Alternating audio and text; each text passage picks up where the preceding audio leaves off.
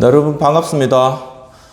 오늘도 하우스 리더십 학교 리더십이라는 책을 통하여서 리더십 공부를 진행해 나가고 있습니다. 이 리더십 책은 하버드 비즈니스 리뷰에 나왔던 리더십에 관련된 글들을 취합한 책으로서 과거 현대 경제연구원에서 이 책을 모아서 출간하였는데 이 책이 인기가 있어서 또 이렇게 다시 재판으로 출간하게 된 그러한 책이 되겠습니다. 이 책의 특징은 여러 하버드 대학의 교수님들이 책 리더십에 관한 내용들을 집필하여서 그 내용을 취합한 내용이고, 또한 실제적인 어떤 경영 환경에서의 리더십에 대한 그러한 여러 이론들과 실제를 우리에게 제시해주고 있는 의미 있는 그러한 책이라고 하겠습니다. 오늘은 리더십 제3장의 관리자와 리더의 차이라는 그러한 논문으로서 아브라함 잘레즈닉이라는 교수님께서 쓴 글을 시간 함께 살펴보며 리더십에 관한 새로운 인사이트를 얻기를 바랍니다. 첫 번째로는 관리자와 리더의 특성에 관하여서 이야기를 하고 계십니다. 그러면서 교수님은 리더십을 개발하는 이상적인 방법은 무엇인가? 라는 그러한 제목으로 어느 사회나 리더십을 개발하는 나름대로의 방법을 가지고 있으며 그 각각의 방법은 리더십의 목적이나 분배 그리고 사용 여부에 대한 많은 관심이 나타나 있다라고 이야기를 하고 계십니다. 비즈니스 분야에서는 관리자라는 새로운 개념을 발전시킴으로써 리더십 문제에 대한 해답을 찾는 데 기여를 해왔으며, 특히 기업은 개인적 리더십보다는 하나의 집단적 리더십, 즉 개별적인 그러한 문화보다는 집단적인 문화를 중시하는 새로운 가치관을 형성해 왔다라고 설명하고 계십니다. 그러나 이는 경쟁적인 집단 사이의 통제와 힘의 균형을 보장할 수가 있지만 불행히도 기업이 진취적이 되는데 필요한 상상력, 창의성, 윤리적 행동 등은 보장하지 않는다라고 이야기를 하고 계십니다. 즉, 이 관리자라는 개념이 조직 내에서 여러 힘의 균형을 잡고 조직을 안정화시키는 데는 도움이 된다 할지라도 기업이 앞으로 나아가는데, 진취적으로 앞으로 나아가는 데는 큰 도움이 되지 않는다라는 것이죠. 리더십은 필연적으로 타인의 사고나 행동에 영향을 미치게 되는데, 한 사람에게 집중된 권력은 또한 많은 위험을 초래하기 마련이다라고 하면서 개인 권력이 야기하는 위험에는 다음과 같은 것이 있다라고 이야기를 하고 있습니다. 그것은 뭐냐면은 첫 번째로 결과를 즉시 얻을 수 있는 능력과 자신의 권력을 동일시한다라는 것입니다. 결과를 얻을 수 있는 능력과 어떤 자신의 권력, 이것을 동일시하는 그러한 위험이 있다라고 이야기하는 것이고, 둘째는 합법적인 방법을 무시한 채 비합리적인 방법을 이용하려는 위험이 있습니다. 두 번째는 비합리적 방법 이용의 위험이 있다라고 설명하고 있는 것이죠. 세 번째는 권력에 대한 욕망으로 자기 통제를 상실할 위험이 있다는 것입니다.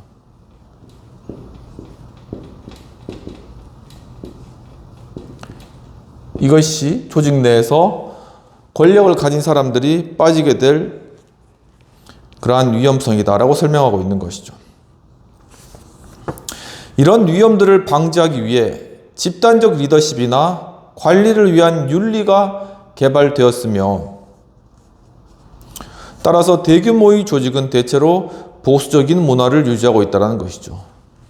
그러니까 이런 것들을 방지하기 위해서 결국 이 조직은 이 보수적 성격을 띠게 되고 윤리적인 어떤 문화라든가 규정이라든가 체계를 가지게 된다는 것입니다.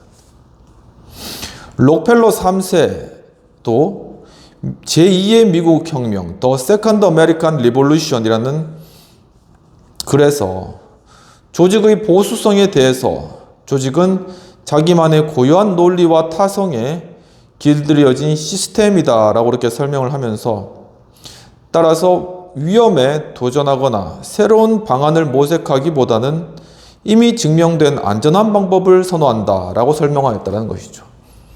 이 컨저버티브, 보수적인 그러한 성격을 띠는 그러한 조직이 많다라는 것입니다. 그러면서 이제는 리더십과 관련되어서 소제목으로 리더십은 타고나는 것이 아니다 라는 그러한 주제를 다루고 계십니다.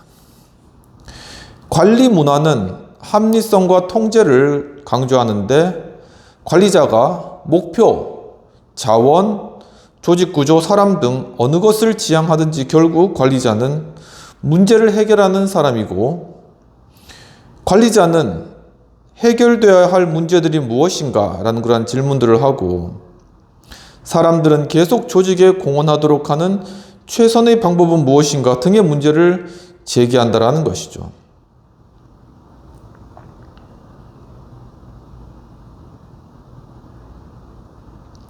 이런 관점에서 보면 리더십은 단순히 업무들을 지시하고 과업을 수행하게 하는 실용적 노력에 불과하며, 관리자는 상이한 수준의 지위와 책임을 지닌 여러 사람들이 효율적으로 일하기를 요구한다는 것입니다.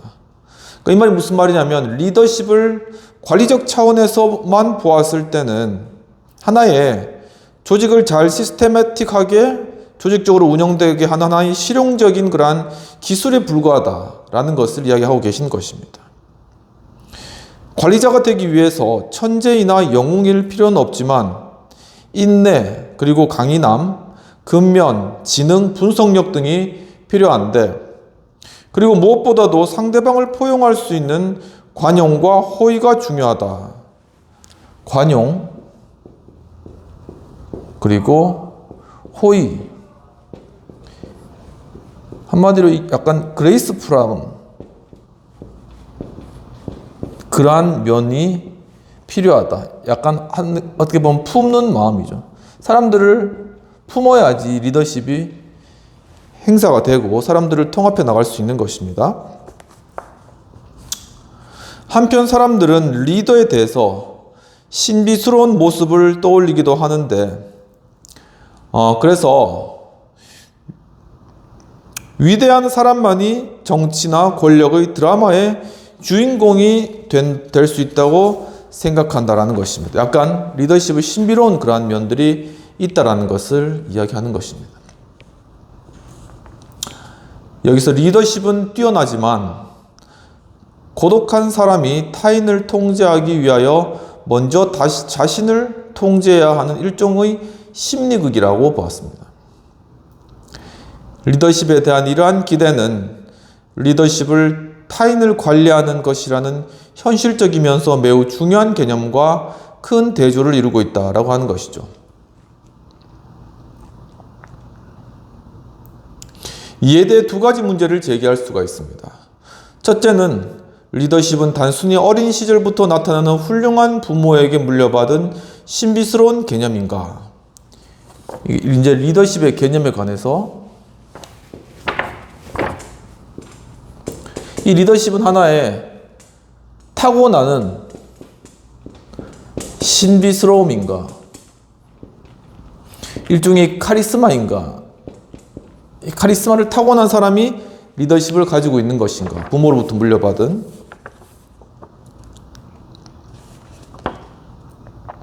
두 번째는 관리자들의 능력과 상관없이 관리자들이 업무를 수행할 때 목표의 가시화나 가치 창조의 한계가 있기 때문에 리더십이 약화되는 것인가? 가치 창조의 한계, 목표의 가시화, 이런 것은 한계가 있기 때문에 리더십이 약화되는 것인가? 라는 부분들입니다. 그리고 관리자들이 상상력이나 의사소통 능력이 없고 협소한 목표만을 지향한다면 조직의 갈등은 보다 큰 목표로 전환되지 못하고 단지 갈등으로 계속 남을 것인가 라는 그러한 다양한 질문들이 리더십과 관련돼서 제기된다는 것이죠. 리더십은 특별히 위대한 것으로 생각한다면 과거 경험에 비추어 볼 때 리더십의 선발과 개발은 상당 부분 우연하게 이루어진다는 것입니다.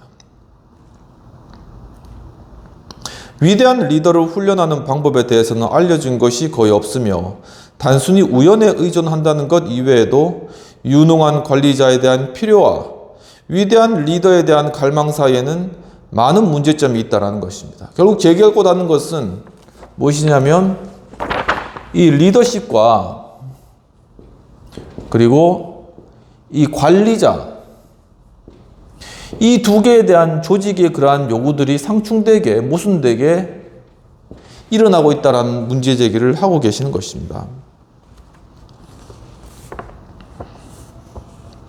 실질적 책임을 맡은 사람들의 수가 늘어나면 뛰어난 리더의 개발은 억제될 수밖에 없는데 그것은 일반적으로 관리자들이 리더가 무질서를 일으킨다고 생각하고 이를 매우 우려하기 때문이며 반면 뛰어난 리더의 출현은 관리자 개발을 저해할 수 있다고 보았습니다. 그러니까 어떤 카리스마적인 리더십이 출현하게 되면 조직의 관리가 제대로 이루어지지 않는다라고 보는 그런 하나의 편견 이런 것이 조직 내에 존재하고 또한 어떤 뛰어난 하나의 리더가 나타나면 관리자를 개발해 나가는 것에는 좀 위험성이 있다. 이 두 개가 약간 상충되고 모순되는 측면이 있다라는 것을 문제 제기하시는 것입니다. 비록 지금 관리자들을 대신할 수 있는 새로운 리더들이 필요하더라도 우리는 뛰어난 관리자이면서 동시에 훌륭한 리더인 사람들이 필요하다고 말함으로써 두 부류를 각각 달리 양성해야 하는 경영자 교육의 딜레마를 잊어버리기 쉽다라는 것이죠. 그러니까 관리자이면서 동시에 리더인 사람을 길러내야 된다라고 쉽게 말할 수 있지만은 그것이 상당히 어려운 일이다라는 것입니다. 그러나 관리자에 의한 관리 문화와 리더에 의한 기업 문화는 다르기 때문에 관리자와 리더는 다른 부류의 사람들이며 따라서 관리자이면서 동시에 리더가 되기는 어렵고 관리자와 리더는 동기나 개별 행동, 경력, 사고 측면에서 서로 다르다. 그러니까 관리자의 어떤 사고 체계와 리더십의 사고 체계는 다르다라는 것입니다. 그런데 쉽게 기업 내에서 이 두 가지를 혼동하고 있다는 것을 이야기하는 것입니다. 자, 그러면 그 차이가 무엇인지 살펴보도록 하겠습니다. 차이 첫 번째는 기업 목표에 대한 태도입니다.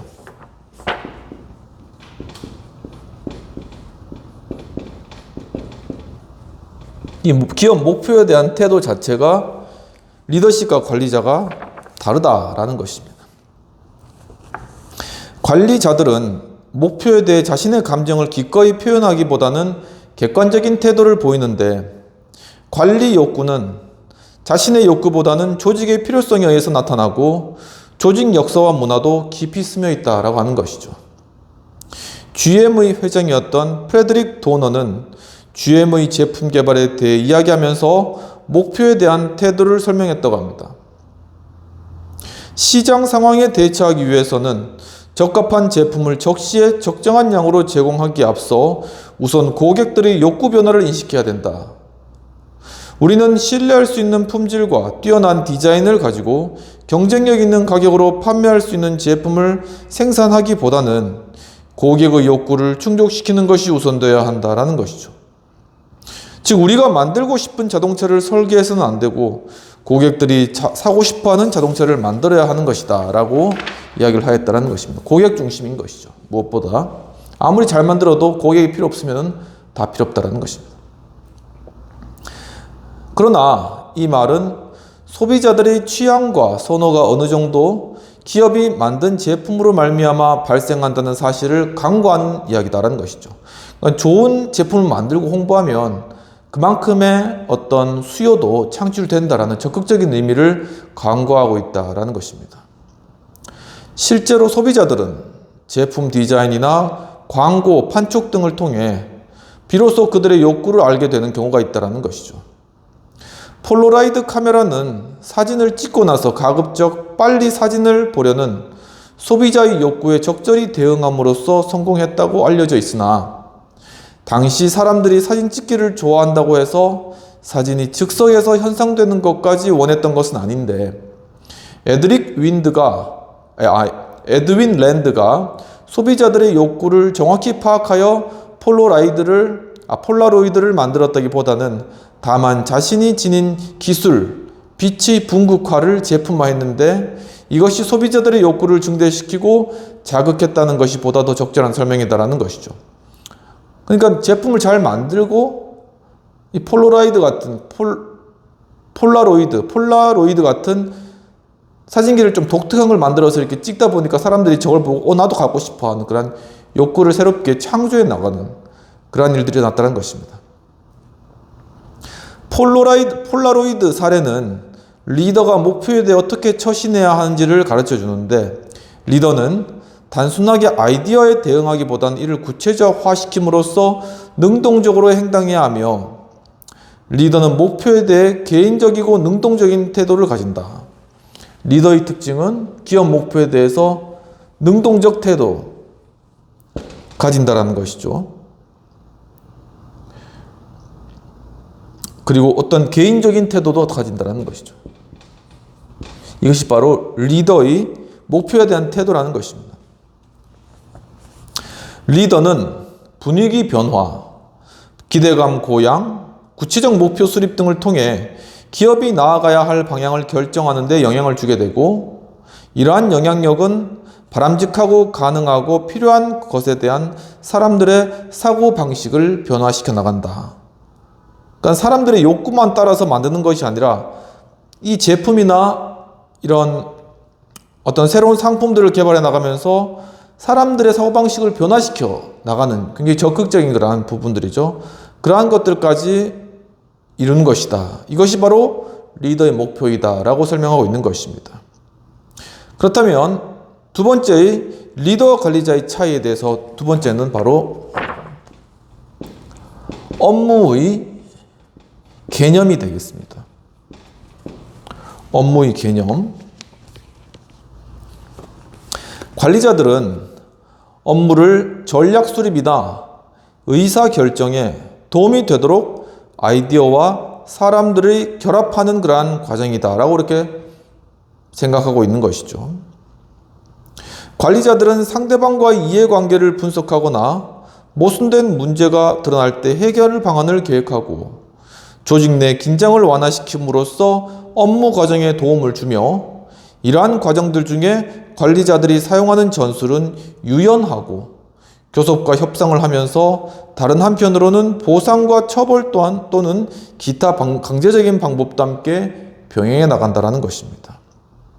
GM의 알프레드 슬로어는 이 보인 행동은 갈등 상황에서 업무가 어떻게 진행되는가를 잘 나타내는데 1920년대 초 포드 자동차나 GM은 전통식 순행식 엔진을 사용하여 자동차 산업을 지배하고 있었다라고 이야기하고 있습니다. 이 뒤로 가면서 이 업무의 개념에 관해 가지고 GM의 알프레드 슬로원이 보인 행동에 대한 그런 내용들이 나타나게 됩니다. 그럼 이까지 읽고 첫 번째 부분에 대한 비평들을 해보도록 하겠습니다.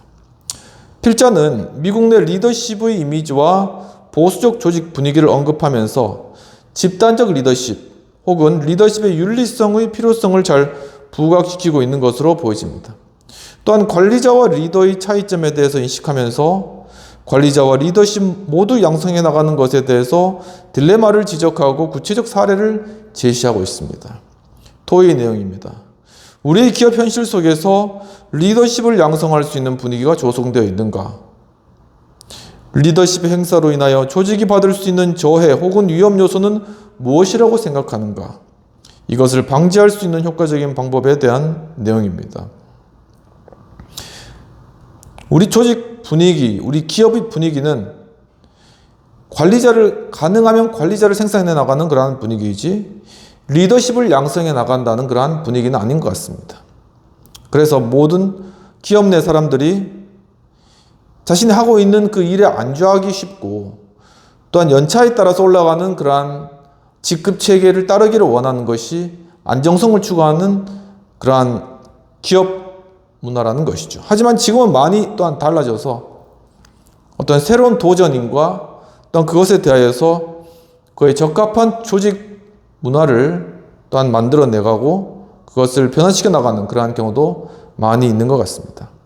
여하튼 리더십을 어떻게 하면 형성해 나갈 수 있을까라는 것은 오늘날 기업 내에서도 중요한 주제로 많이 등장을 하는데 실제로 이런 것들을 교육하거나 아니면 실현하는 그런 부분들은 아직 많이 부족하다고 그렇게 보여지고요.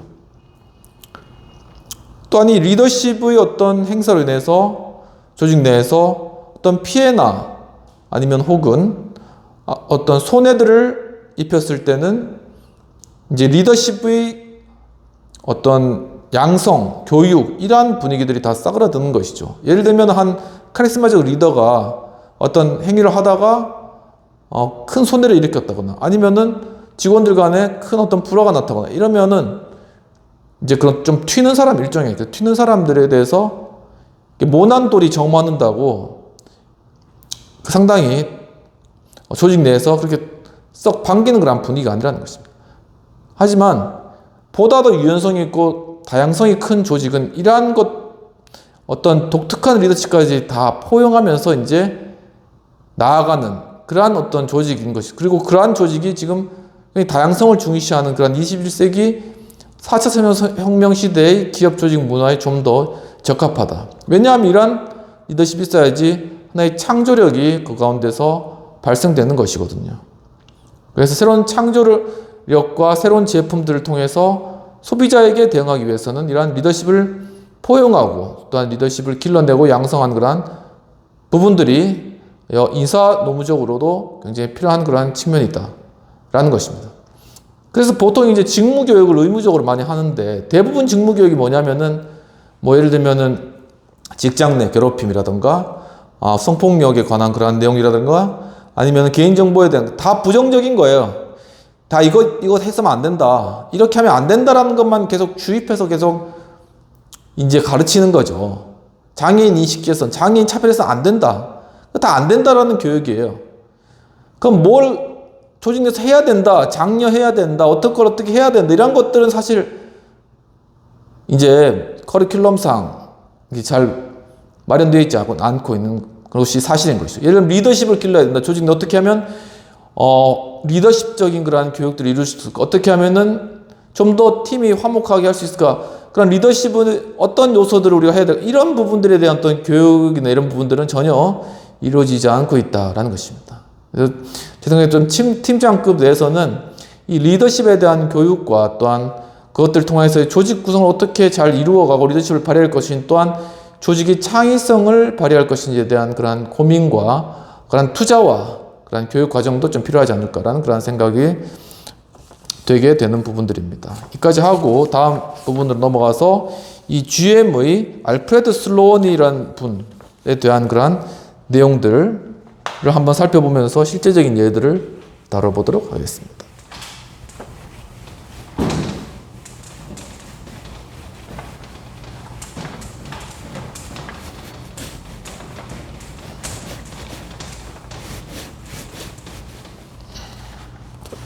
GM의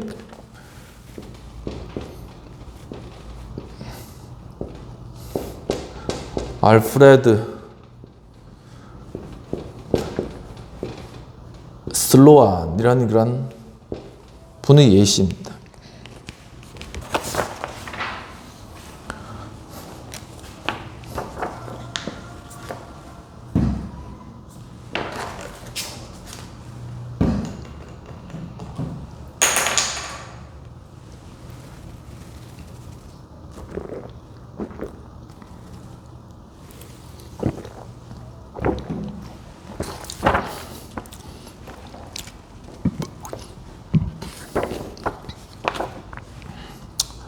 알프레드 슬로안 이분에 대한 얘기입니다. 제 두 번째, 리더십은 타고나는 것이 아니다라는 그런 부분입니다. 당시 GM은 기술 측면이나 마케팅 측면에서 엄청난 혁신을 가져올 수 있는 새로운 프로젝트를 진행하고 있었습니다. 이는 찰스 캐터링, 이 찰스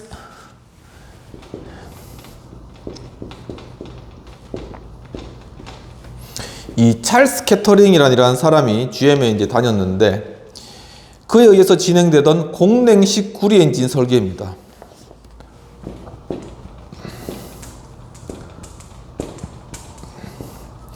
기존에는 순행식, 물을 돌려서 하는 엔진이라면 찰스 캐터링이 진행했던 건 공냉식, 즉 공기를 통해서 엔진의 열을 낮추는 그러한 방식이었습니다.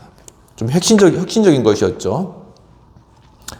GM의 삐에르 듀퐁이라는 분이 이를 전적으로 원하고 있었습니다. 캐터링은 그의 작업에 대해 성공을 확신하였지만 생산 부서의 책임자들은 두 가지 이유로 새로운 프로젝트에 반대하였는데, 첫째, 새로운 엔진의 기술적 신뢰성이 부족하며, 둘째, 이는 현재의 시장 상황을 고려하지 않는 작업으로 한 프로젝트의 회사 전체의 운명을 걸고 있다는 것이었다라고 설명하고 있습니다. 그러니까 기존에 계속 물로 엔진 시켜서 그냥 다니고 있었는데 갑자기 공기로 이것을 시키겠다니까 좀 벙찌는 거죠. 우리나라 차들도 대부분 순행식 아닙니까? 근데 공냉식으로 하는 건 거의 좀 찾아보기 힘든 것 같은데, 이제 달리면서 바람이 이 엔진을 이렇게 식히는 그러한 방식을 이야기하는 것이죠. GM은 15례에 장착된 새로운 구리 엔진이 계속 문제를 일으키자 자동차를 리콜하기로 결정했다는 것이죠. 계속 이게 엔진이 과열되고 공기로 이게 엔진이 식혀지지가 않는다라는 겁니다. 뭐 예를 들면 알래스카 같은데 자동차가 달리면 당연히 이제 차가운 공기로 식혀지게 되겠지만, 미국 내 사막 지역 텍사스 이런 데 달리면은 공기도 뜨거운데 이게 잘 식혀지겠습니까? 그러니까 당연히 이게 고장이 많이 발생하는 것이죠. GM은 결국 리콜하기로 결정하였고 결국 프로젝트를 폐기하기에 이르렀다는 것입니다. 이 사건으로 매우 낙담한 캐터링은 이 슬로원에게 회사 내 조직적 저항이 없었다면 프로젝트는 성공했을 것이다, 이런 이야기를 했다고 하네요. 그러니까 결국 자기 잘못보다는 이 조직 내 지원이 없었고 조직 내 방해하는 세력이 컸다는 것입니다. 프로젝트가 더 이상 진행되지 않는다면 회사를 떠날 것이다 라는 그런 내용의 편지를 결국 보냈다고 합니다. 그러니까 예를 들면 이 찰스 캐터링은 상당히 그러니까 리더십적인 그러한 인물이라는 것이죠. 새로운 걸 창의적으로 만들고 거기서 이제 어떤 보람을 느끼는 것입니다.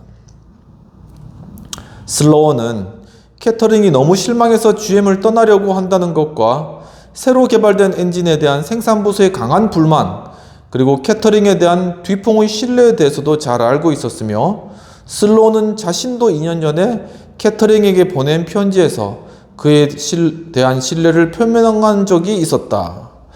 그러니까 이런 복잡한 그러한 여러 관계들 가운데 지금 캐터링이 처해 있는데, 이러한 상황들 가운데 슬로우는 이 상황들을 파악하고 이제 관리자로서 어떻게 해야 될지 이것을 파악하고 있더라는 것입니다. 슬로우는 캐터링이 놓치기에는 너무 아까운 존재였기 때문에 그를 계속 조직에 머물게 하고 싶었습니다. 따라서 듀퐁과 자신의 관계도 유지하고 또 동시에 각 부분의 책임자들을 격려하면서 전통적 순행식 엔진을 사용하는 생산 라인을 계속 발전시킬 수 있는 방안에 대해서 이제 모든 것을 이렇게 손해 없이 잘 이끌어가며 이 캐터링도 사표 안 내도록 할 수 있는 방법이 뭘까, 이것들을 고민을 하기 시작한 것이죠. 이게 이제 관리자들의 이제 고민인 것입니다. 여기서 터지고 저기서 터지고 어떻게 메꿔 가냐, 어떻게 이제 아우러 가냐, 이게 이제 관리자의 책임인데 통합적인 리더십이 필요한 것이죠. 이러한 복잡한 상황에 직면해서 슬로운이 보인 행동은 관리자의 업무 수행 방식에 대해서 많은 것을 시사해주고 있다는 것입니다. 첫째, 슬로운은 자신과 이사회가 캐터링 편이지만 제조 부분의 반대를 무시하는 것은 현명하지 못하다고 설득했다는 것이죠. 지금 저희가 하고 있는 것이 이제 업무의 개념과 관련된 차이, 관리자와 업무의 개념과 관련된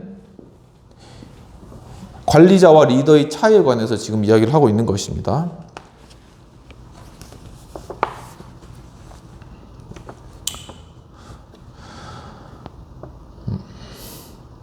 그는 캐터링에게 제품이 문제가 아니라 사람이 문제다라고 이렇게 설명을 해 주었다고 하네요.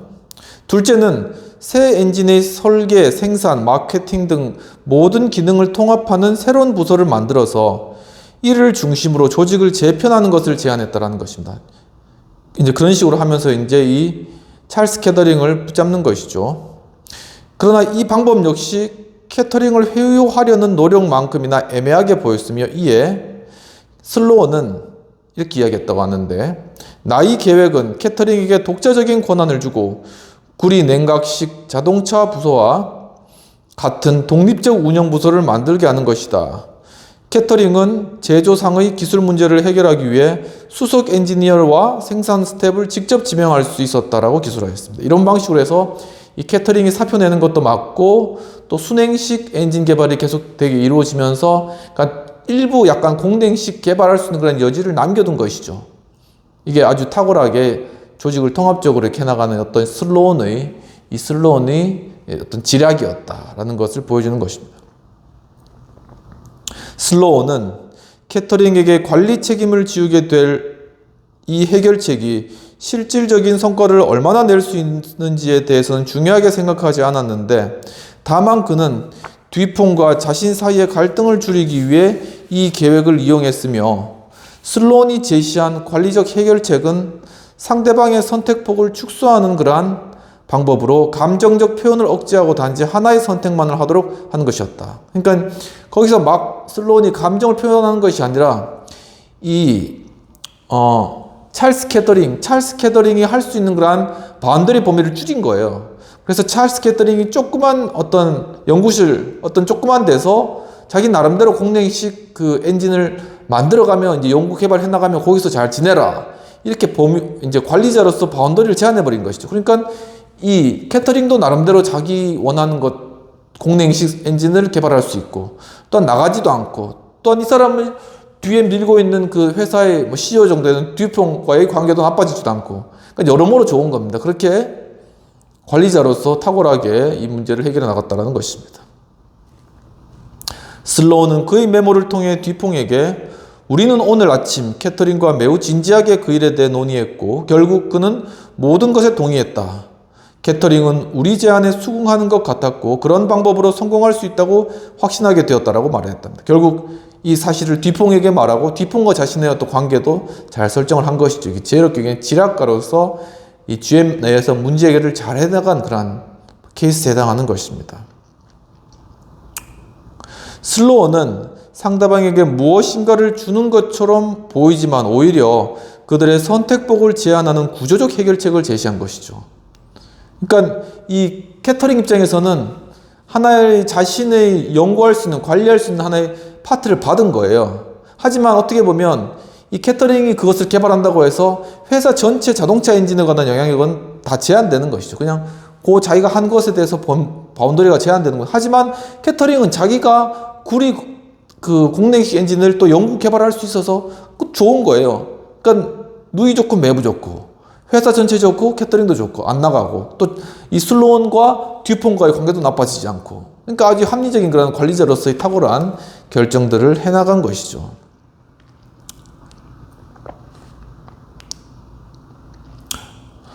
그래서 결국은 그들의 선택폭을 제한하는 구조적 해결책을 제시함으로써 자신의 견해에 반대하는 사람들을 달래었고, 그는 자신이 신뢰하였던 자동차 부분의 관리자에게 권한을 부여하여 시장 수요에 대처하는 순행식 자동차 엔진을 신속히 설계하도록 했다. 그러니까 그래서 빨리 이제 다른 사람 불러가지고 순행식 엔진 만들어가지고 시장 수요에 부여, 이렇게 이제 된 것입니다. 그러니까 이거 인간관계를 어떻게 조직 내에서 이제 잘 이렇게 엮어가는가 하는 게 이 관리자의 중요한 관건이라는 것입니다. 몇 년 후에 슬로우는 과거에 언급했던 것과는 다르게 구리 엔진 자동차는 결코 다시 나타나지 않을 것이다. 구리 엔진 자동차는 이미 시장에서 사라졌고 그 이유는 나도 모른다 라고 말했다고 합니다. 그러니까 이처럼 슬로우는 결국 이제 이 방향을 미리 다 예상을 하고 있었지만은, 하지만 이제 모든 그 관계를 잘 원활하게 하기 위해서 그 부분을 남겨놓은 것입니다. 해결 방안이 사람들에게 수용되도록 하기 위해 관리자들은 계속 반대 의견을 조정하고 균형을 유지할 필요가 있는 것이죠. 이러한 일은 흥미롭게도 외교관들이나 중재자들의 업무와 공통점이 많은데, 헨리 키신저도 이러한 면에서 뛰어난 사람들 중 한 명이었다는 것입니다. 관리자들은 서로 갈등을 빚고 있는 가치관들 중 타협이 가능한 해결 방안 쪽으로 힘의 균형을 이동시키려 하는 것이 관리자의 주요 특징인 것이죠. 리더는 이와 다른 방향으로 업무를 수행한다는 것입니다. 바로 이 업무의 개념과 관련해서 지금까지 이야기했던 것은 바로 관리자의 개념이고, 하지만 리더의 개념, 업무에 대한 개념은 다르다라는 것입니다.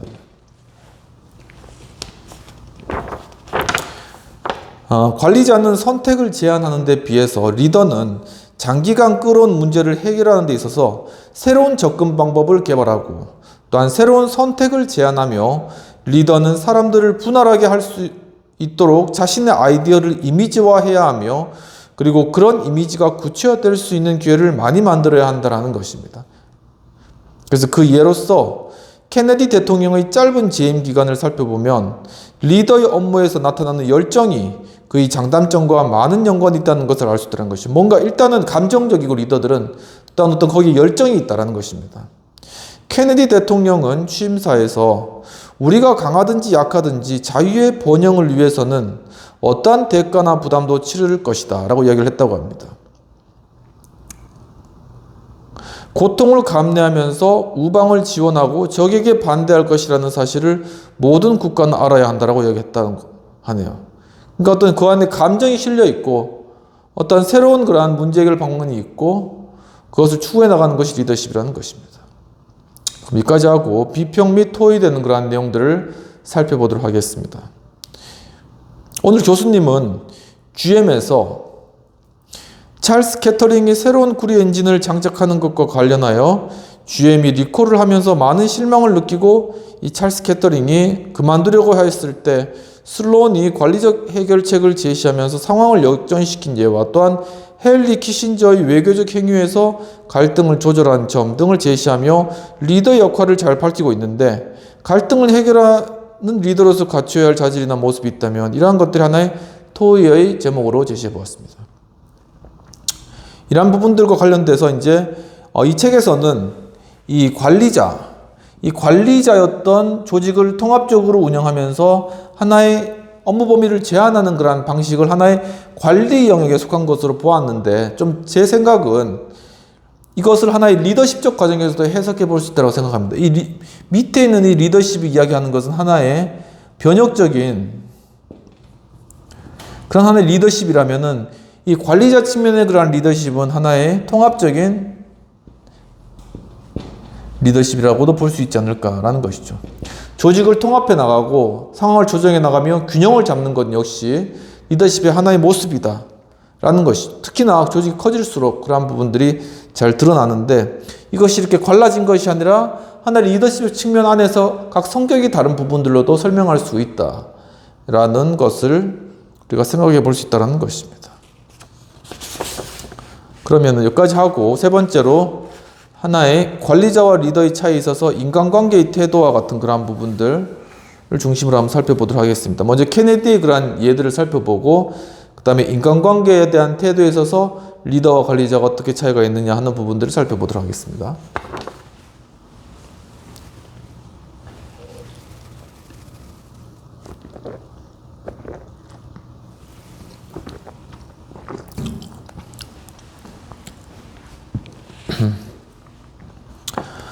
좀 전에 말씀드렸던 케네디라는 연설은 유명한 연설이라고 합니다. 이 연설이요. 다시 한번 읽어볼까요? 좀 다시. 우리가 강하든지 약하든지 자유의 번영을 위해서 어떠한 대가나 부담도 치를 것이다. 고통을 감내하면서 우방을 지원하고 적에게 반대할 것이라는 사실을 모든 국가는 알아야 한다. 이런 말들. 우방이 어딘지 모르겠지만, 케네디 이 유명한 연설은 사람들로 하여금 눈앞의 이익에서 벗어나서 케네디 자신이나 그의 이상과 하나 되기를 촉구하고 있다는 것이죠. 그 연설문에는 베트남 전쟁처럼 엄청난 재난을 초래할 수 있는 불합리한 점도 내포하고 있지만 위험 때문에 높은 이상이 발현되지 않는다면 새로운 사고의 기회는 결코 나타나지 않을 것이다 라고 보았습니다. 중요한 것이 하나의 리더십에 있어서는 하나의 새로운 사고, 어떤 새로운 그러한 변화, 새로운 그러한 혁신이란 부분들인 것이죠. 리더의 업무는 항상 위험이 뒤따르는데 실제로 리더는 어느 정도 기회와 보상이 보장된다면 기꺼이 위험을 감수하려는 경향이 강하다는 거예요. 위험 감수의 경향이 있다는 것입니다. 일반적으로 사람들이 보수적으로 행동을 하는데 반해 어떤 사람들은 위험을 추구하는 사람들이 있다는 것이죠. 이는 한 개인이 의식적 선택이라기보다는 위험을 추구하는 사람들의 성격이 강하며 관리자는 모험심보다는 생존 본능이 강하기 때문에 일상적이고 습관적인 일들을 잘 참아내며 오히려 좋아하지만 리더는 일상적인 일들을 때때로 고통을 느낀다고 합니다. 그러니까 리더십은 뭔가 계속 위험스러운 위기를 맞이하고 그것을 해결해 나가는 것의 가운데서 보람과 긍지를 느끼는 것이죠. 하지만 이 관리자는 생존의 그러한 목적이 크기 때문에 어떻게든 문제를 해결하고 인내하고 참고 있는 그러한 부분들이 크다라는 것입니다. 거기에서 일에 대해서 가지는 관점 자체가 다르다라는 것을 설명하고 있는 것입니다. 세 번째 차이는 바로 이것은 리더와 관리자의 관계의 차이는 인간관계의 차이라는 것입니다. 인간관계에 있어서 어떠한 리더와 관리자의 차이가 있느냐라는 그러한 부분이 되겠습니다.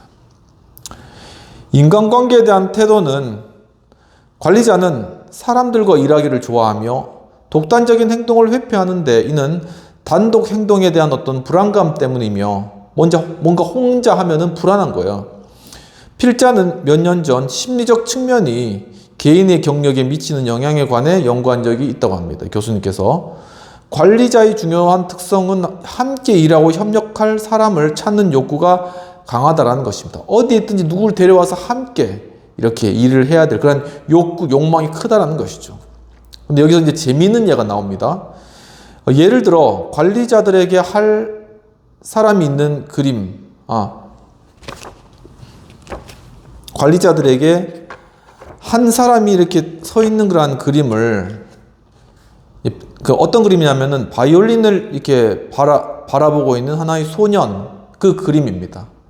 이 그림을 보여주고 이야기를 상상하도록 그렇게 부탁을 했다고 합니다. 심리학적으로 지금 보는 건데 그들은 자신들의 이야기에 다른 사람들을 도입시켰는데 다음은 바이올린을 바라보는 어린 소년에 관해 어느 관리자가 상상한 이야기입니다. 들어보시면은 어머니와 아버지는 아들이 음악을 배워 연주자가 되었으면 하였다. 그래서 바이올린을 주문하였다. 소년은 다른 소년들과의 축구놀이와 이상한 통, 이게 바이올린을 이야기하는 것입니다. 이상한 통과의 놀이 중 어느 것이 더 나을지를 저울질하고 있다. 소년은 그의 부모가 왜 바이올린이 축구보다 낫다고 생각하는지 이해할 수가 없었다. 소년은 바이올린을 연습한 지 넉 달이 지나자 지겨워졌다. 아버지는 바이올린 생각을 거의 잊어버렸고 어머니도 마지못해 아들이 바이올린 연습을 하지 않아도 좋다 이렇게 허락하였다. 그러나 축구 시즌은 이미 끝나버렸고 훌륭한 선수였던 소년은 내년 봄을 기다려야 했다라는 것이죠. 이 이야기를 통해서 인간관계에 대한 관리자의 두 가지 태도를 알 수 있다는 것입니다. 첫째 뭐냐면은 이미 언급했듯이 타인, 축구팀과의 활동을 추구하게 된다는 것이죠. 다른 사람과 일하는 것을 주로 추구한다는 것입니다. 둘째로는 상대방과 깊은 관계를 형성하기보다는 감정적 관여 수준을 낮게 유지한다. 감정적으로 깊은 관여를 하지 않고 서로 팀워크해서 일을 처리하고 해나가는 것에 중점을 두고 있다는 것입니다. 이러한 감정 관리는 관리자의 은유적이고 상투적인 표현에서도 잘 나타나며 잠재적 갈등을 조화로운 결정으로 변화시키는 표현에서도 나타나고 있다는 것입니다. 일단은 조화시키는 것이 중요한 거예요. 갈등보다는. 위의 사례에서 소년과 그의 부모는 축구를 위해 바이올린을 포기하는데 둘이 동의한 것이죠. 이 두 측면은 서로 모순된 것처럼 보이지만 차이점을 조정하고 타협안을 찾으며 힘의 균형을 유지하려는 관리자의 공존의식을 뒷받침한다. 이 공존의식이 관리자에게는 중요하다는 것입니다. 공존의식, 함께 하는 것들. 그러나 관리자가 감정이입이나 타인의 사고 및 감정을 직관적으로 파악하는 능력이 부족할 수 있다는 것을 나타내기도 한다. 그러니까 관리자는 감정이입하거나 타인의 사고 및 감정을 직관적으로 파악하는 능력은 좀 떨어지는 거예요. 동료들에 의해서 리더로 여겨지는 한 사람이 같은 그림을 보고 쓴 다음 이야기를 한번 생각해 봅시다 라는 것입니다. 소녀는 바이올린에 대해 깊은 감명을 받아 진지한 예술가, 바이올린 명연주자가 되려고 하는 것 같다. 일단 뭔가 소년의 감정이 여기 개입되는 것이죠. 그는 방금 연습을 끝냈으나 완벽하게 연주하지 못하는 자신의 능력에 다소 실망한 것처럼 보인다. 이 소년의 실망적인 그러한 감정도 함께 읽고 있는 것입니다. 소년은 스스로 만족할 수 있을 때까지 시간과 노력을 기르겠다고 맹세하고 있는 중이다. 어떤 맹세라든가 어떤 의지의 그러한 표현들도 나타나고 있는 것이죠. 이런 결심과 노력을 통해 그는 위대한 바이올리니스트가 되었다. 결국 위대한 어떤 이상향 이런 것들을 추구하는 리더의 모습들을 이야기하고 있는 것입니다. 감정이입이라는 것은 단순히 타인에게 관심을 보이는 것만은 아닌데 감정이입은 상대방의 감정적 신호를 이해하고 타인과의 관계를 의미 있게 만드는 것이며 내적 통찰력을 가진 사람들은 타인과의 관계에서 타인을 표현할 때 어떻게 표현하느냐 하면은 깊은 감명을 받은 이런 표현을 쓴다는 겁니다. 깊은 감명을 받았다. 이 리더가 쓴 단어라는 것입니다. deeply affected. 강한 정열을 가진 intense desire. 굉장히 이렇게 감정이 팍팍 묻어나죠. 실망한 crestfallen. 감정적으로 어떤 변화가 느껴지는 것이죠. 스스로 맹세하는 의지가 느껴지는 부분입니다. bow to himself 등은 수식어를 사용한다는 것입니다. 리더들이 이런 수식어를 사용한다는 것입니다. 관리자들은 업무 활동이나 의사결정 과정에서 규정된 역할에 충실한 사람들인 반면, 그러니까 내가 맡겨진 일 이것만 잘하면 된다 이렇게 생각하면 자신은 관리자다 이렇게 보면 됩니다. 리더들은 아이디어에 관심을 갖고 보다 직관적이고 감정이입적인 방법을 선호한다는 것이죠. 그러니까 뭔가 톡 튀는 생각이나 아니면 어떤 아이디어, 그것에 대한 어떤 몰입 이런 것들은 리더 역할이라는 것입니다.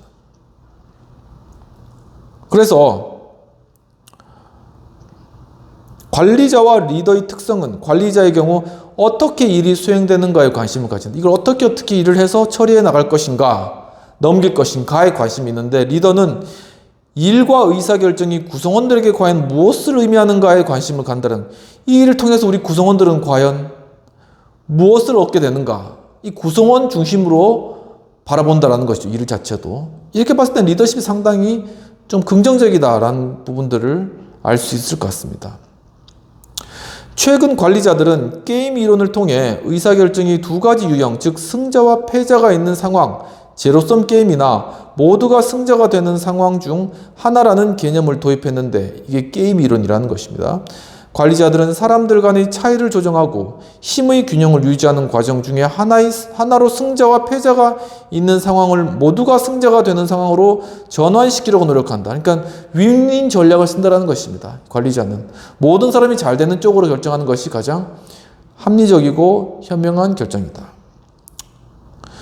분권화된 대규모 조직에서 각 부서 간의 자금을 어떻게 배분하느냐에 대한 의사결정을 생각해 볼 수가 있는데 배분 가능한 자금은 한정되어 있다는 것이죠.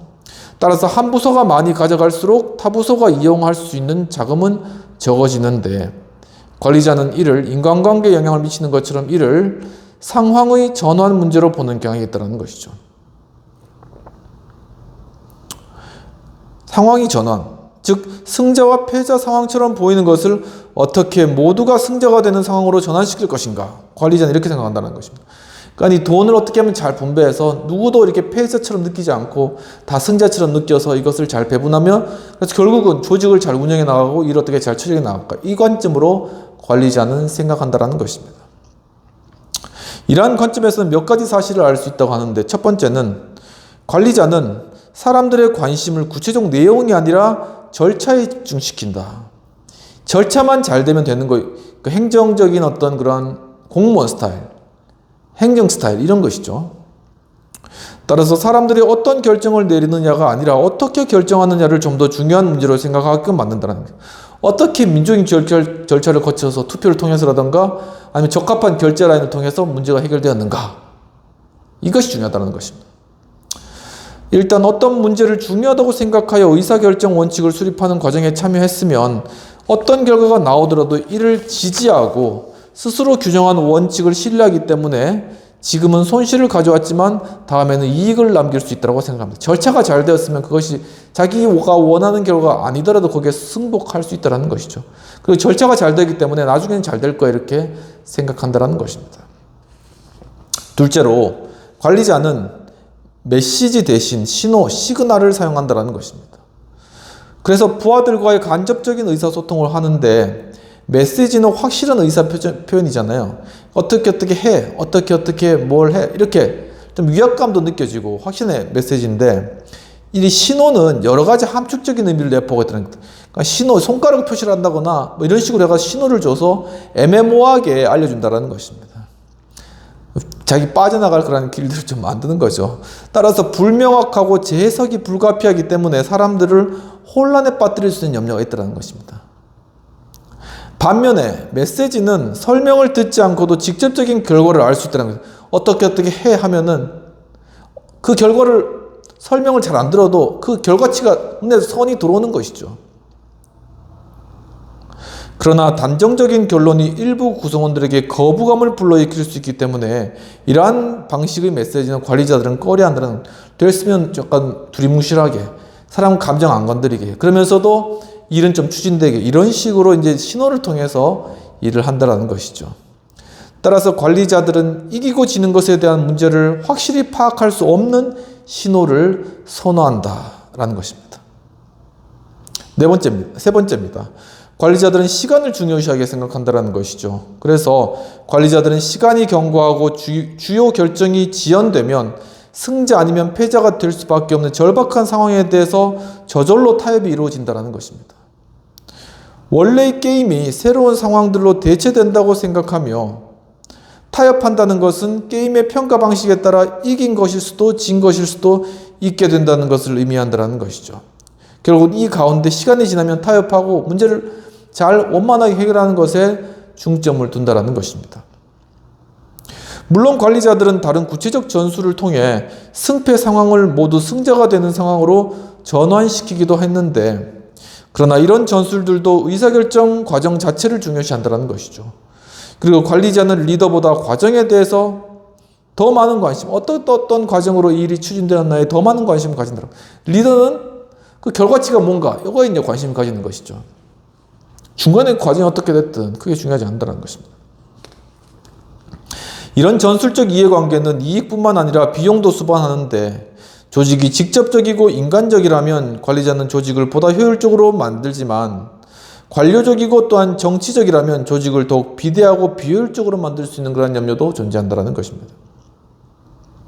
결과적으로 부하들은 관리자들을 이해할 수 없고 자신을 교묘하게 조정하는 사람으로 생각할 그러한 위험성이 있다는 것입니다. 명확한 지침을 주지 않으면 그렇게 생각한다는 것이죠. 이는 관리자들이 합리적이고 공정할지는 모르지만 우리들과는 통제된 조직을 유지하려는 과정으로 연결되어 있을 뿐이라고 구성원들이 인식하기 때문에, 그러니까 자신을 잘 대해준다는 것보다는 이 모든 과정을 잘 통과하기 위해서 우리가 그 과정 가운데 있다라는 약간 존중받지 못하는 그런 느낌을 받는다는 것입니다. 그래서 이와는 대조적으로 리더 같은 경우에는 풍부한 감정을 가지게 되고, 또한 리더는 강한 동질감이나 이질감 또는 애증의 감정을 또한 이끌어낸다는 것이죠. 또한 리더가 두드러지는 조직 속에서 인간관계는 언뜻 무질서하게 보입니다. 리더가 굉장히 감정적이기 때문에 감정을 불러일으켜가지고 우왕좌왕할 수 있도록 만들 수도 있다는 것입니다. 언뜻 그렇게 보여줄 수도 있다는 것이죠. 하지만 역동적이고 심지어는 혼란스럽기조차 하는 것이죠. 어떤 그런 사람 있잖아요. 막 이거 하라 저거 하라, 어떨 땐 기분 좋았다 나빴다 정말 이렇게 다루기 힘든 그러한 사람도 있다, 리더도 있다는 것입니다.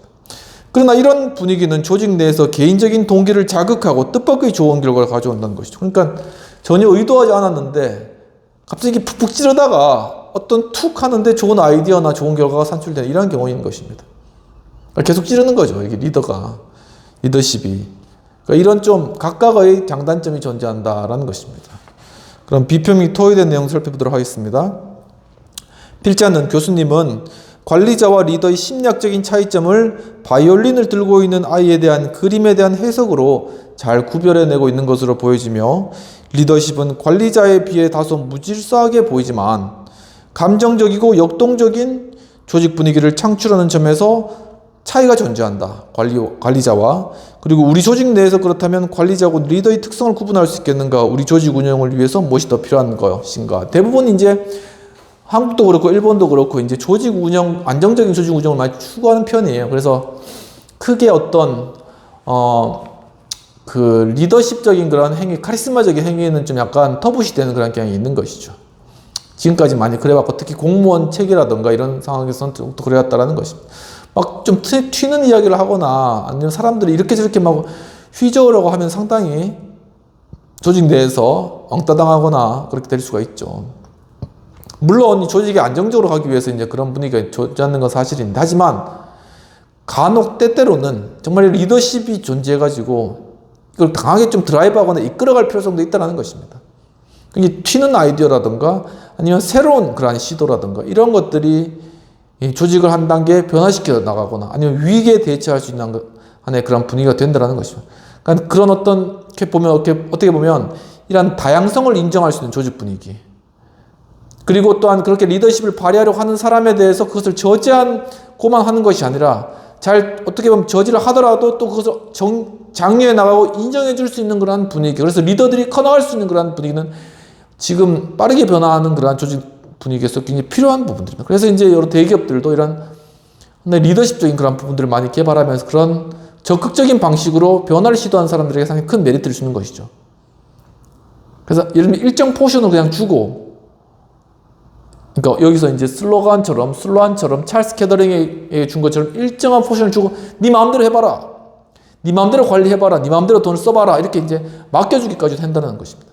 그러면 그 사람이 이 프로젝트가 실패한다 할지라도 이 프로젝트에 참여했던 이 리더는 그 가운데서 배우고 리더십을 키우고 성장하고 그 내면적인 그러한 내공을 축적함으로 말미암아 다음번에 더욱더 큰 프로젝트를 맡았을 경우에는 좀 더 그 리더십을 발휘해서 그것을 보다 능숙하게 처리해 나갈 수 있다는 것이죠.